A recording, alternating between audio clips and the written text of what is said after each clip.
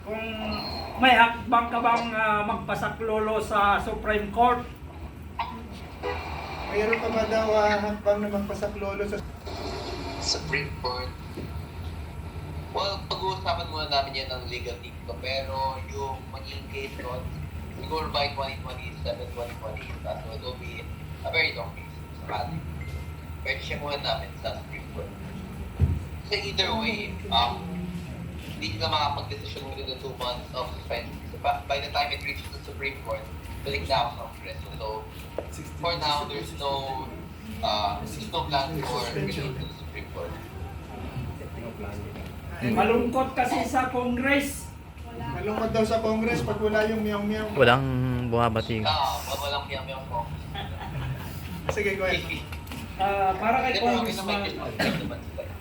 Sige, go ahead. Hello, Kong Miao. Tanong ko lang po. Nakita na po natin yung numero sa Kongreso na ikaw po ay pinagkaisahan. So ang tanong ko po dito, itutuloy niyo pa rin po ba yung inyong pagpapile ng impeachment against kay Bongbong Marcos? Itutuloy mo pa rin daw ba yung pag-file ng impeachment kay BBM? Yung pagka. Kung depende yun sa magiging legal response natin kasi nagkakaroon ng investigation doon. So whether or not the situation will change in the coming months. How about po yung ethics complaint niyo po kay Congressman Puno? Ay, Yung nabi. ethics complaint mo raw kay Puno, itutuloy mo ba?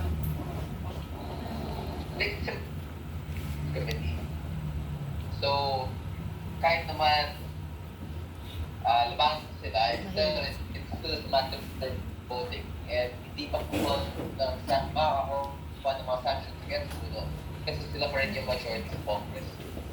Okay. Sige, last tapos.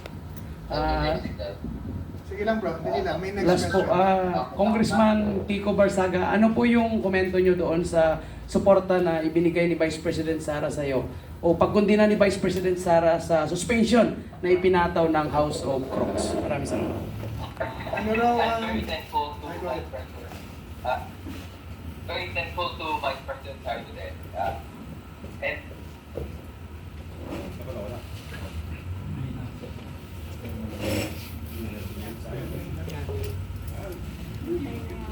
Sa biyahe siya. Ayan bro, tuloy. Very thankful to VP. Tapos, yeah, go ahead. to Vice President, I'm very thankful to Vice President Sara and to all the congressmen and senators to support. May mga bloggers and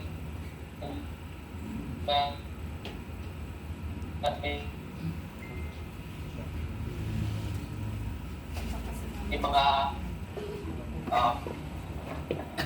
and I'm thankful to all of them.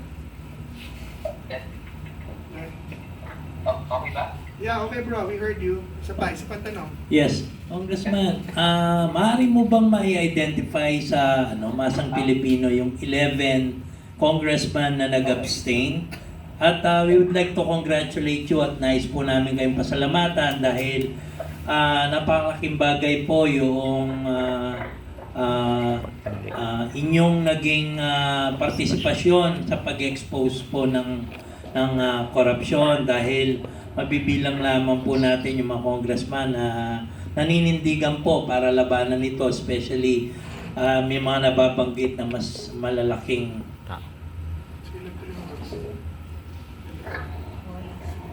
mas malalaking tao na involved po dito. So, again, maraming salamat po sa inyo at nasa mayorya po yung suportang nakuha po ninyo in spite of dyan sa harassment na nangyari po sa inyo. Narinig mo bro? Salamat daw sa ginagawa mo at ang Pilipino at mayorya daw ay nasa likod mo sa harassment na ginagawa nila sa iyo. O ikaw ang nangaharas sa kanila? It goes both ways. Bot na yun. Sige, sino pa may tanong? May tanong kaya? May tanong po. Tanong ka na. Hello? Okay. Bro, isa ito pa. May tanong pa isa. Yung ating Okay, go. moderator. Kong Kiko, ano po, yung pinakita po ninyo is being seen as a lot of people, especially yung mga Gen Z natin, as political courage. So para po ma-encourage din natin yung mga Gen Z na makialam sa politika natin at sa bansa natin, ano po para sa inyo yung marirecommend ninyo na expressions of political courage also between now and 2028? Ano daw ang masasabi mo sa Gen Z to encourage them to do what you're doing from now till 2028? Wala signal. Ako? Ko? Hello? Kita positive napupunta yung connection. Kung ano yung tanong? Ano raw ang masasabi mo sa mga Gen Z na katulad mo to do and show the courage that you've been showing? To encourage them. Kung ba ang 20? Okay. Well, yung courage, it all comes from within. So everyone has their own beliefs, and everyone has their own threshold for courage where they will show those in response or even in the face of threat. Kaya regarding doon, makita naman natin yung Gen Z na nalalaman sila kung sakaling lumala yung sitwasyon. And habang lumalala yung sitwasyon natin ngayon, there's some corruption within the government, mas lalong dadami yung Gen Z na lalaban. So it's not something that we can force out of the Gen Z. Hindi natin sila mapipilit na labanan nila yung corruption sa gobyerno ngayon. Pero habang lumalala yung sitwasyon, mas dadami yung lalaban. Not just the Gen Z, but all generations. Hello? Yeah bro, we got you. Meron pa ito ang ating mga panelists. Ito si Presidente at si Vice. May question din po yung panelist natin. Meron pa question panelist natin. Sino pa?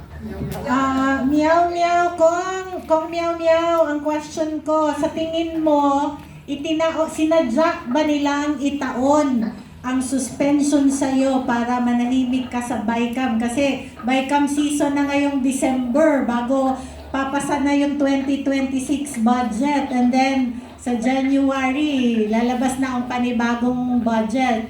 So sinadya ba nila ito na ipataw sa iyo yung suspension mo in time of the BICAM para manahimik ka? Yeah, you think tiniming daw yung suspension mo dahil sa BICAM hearing? Well, posible. Pero nakita naman natin kung ano yung nangyari dun sa yung sa initial budget hearing dun sa Congress. And we will possible holes that could be exploited there by corrupt politicians. So, generally speaking, they passed the largest education budget. So, posibleng dun manggagaling yung mga bagong corruption issues in the future. Kasi hindi na flood control ngayon sobrang halata na paggagawa ng flood control projects, so they can possibly make ghost classrooms or other ghost infrastructure projects within the education sector, which they allocated in increase their budget. Tapos yung sa funds for House of Representatives, medyo tumaas din yun. Yung sa PCO funds, which I interpolated, there's also a possibility of there, which Congressman Marcoleta also stated during his interpretation of the PCO funds. So, regarding sa BICAM, there are already notable sources of corruption there. And whether or not I was there, whether or not I will be in the deliberation, may makita naman talaga ang taong bayan. At ng may makita naman talaga ang mga members ng House of Representatives na magiging